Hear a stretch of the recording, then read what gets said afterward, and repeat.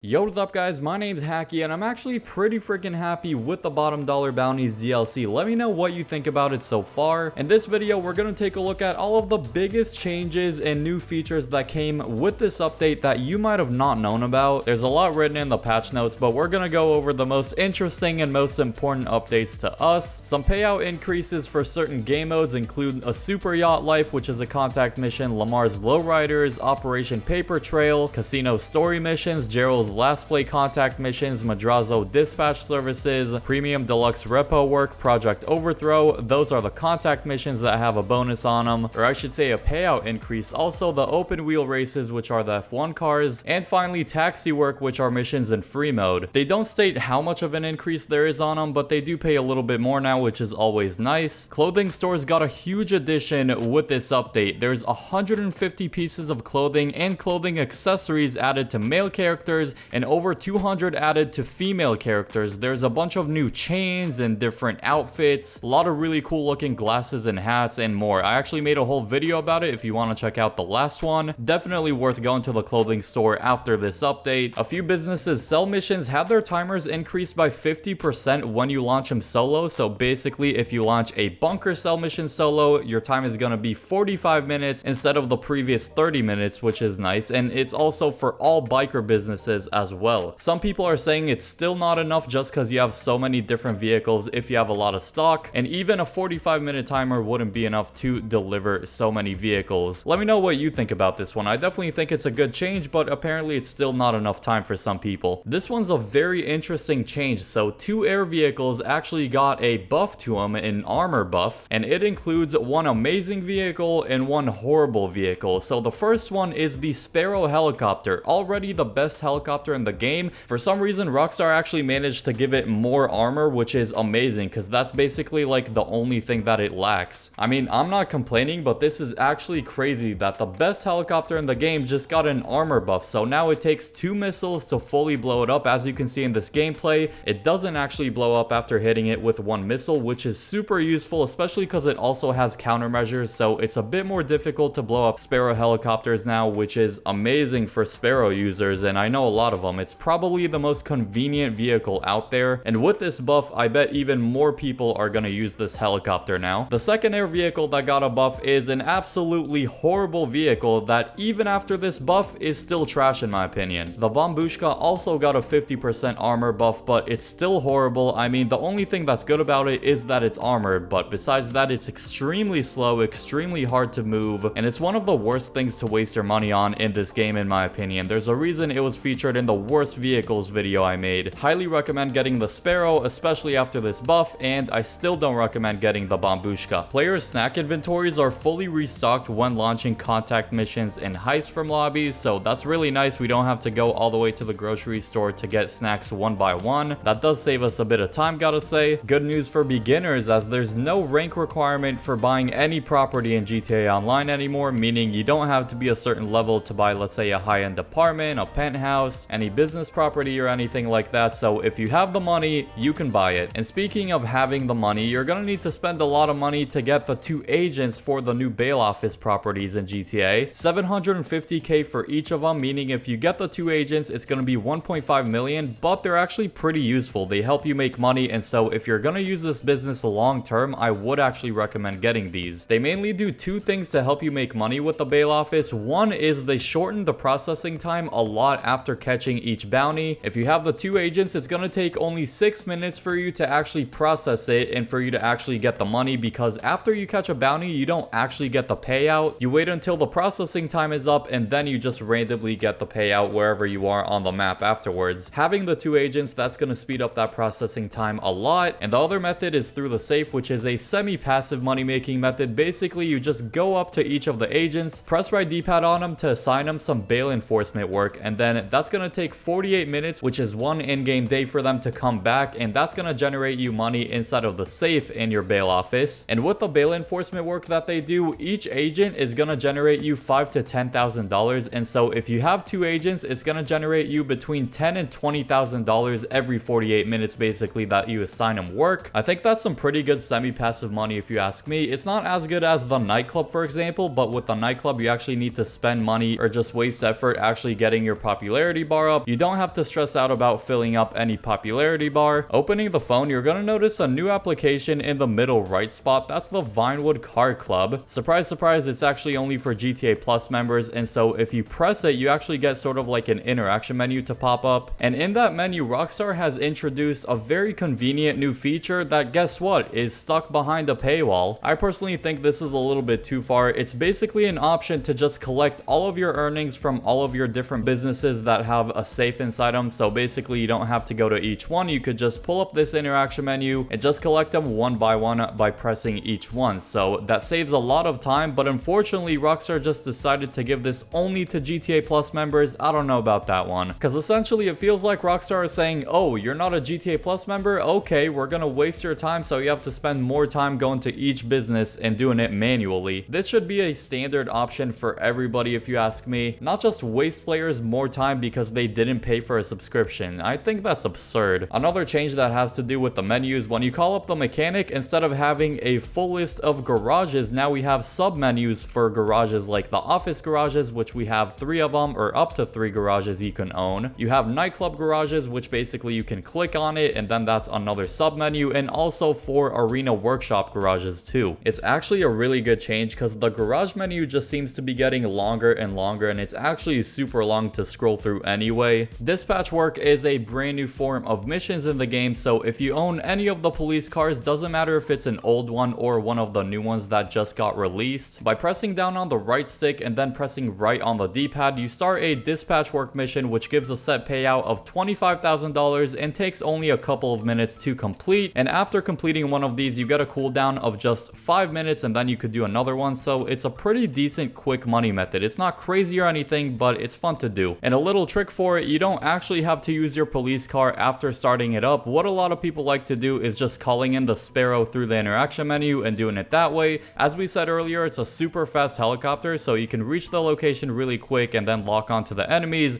and then leave the area and you get 25k. It's really easy. I customized some of the new vehicles, and one thing I noticed buying the new Envisage, or if it's pronounced more fancy, the Envisage, going into the spoilers, you have the biggest spoiler I've ever seen in the entirety of the game. It's literally bigger than the entire car, or at least taller, I should say. This is actually the most over-the-top thing I've ever seen. It's surprising because this isn't even a Benny's vehicle, and you get some crazy options. A lot of the vehicles have some great customizations, especially the Envisage. Even though it's a little bit overpriced in my opinion, it's a Monitech upgradable, so not too bad. And then kind of an unfortunate change, Rockstar actually patched the telescope glitch. I don't know why they did this. It doesn't make a whole lot of sense since it's a harmless clothing glitch. Someone already found a workaround for it, which isn't too hard, so if you want me to make a video on that, let me know. Drop a like if you found this helpful, that'd be much appreciated, and subscribe if you're new for more awesome videos like these. You do not want to miss them. And click the video on screen now to see me buying the brand new business in GTA Online.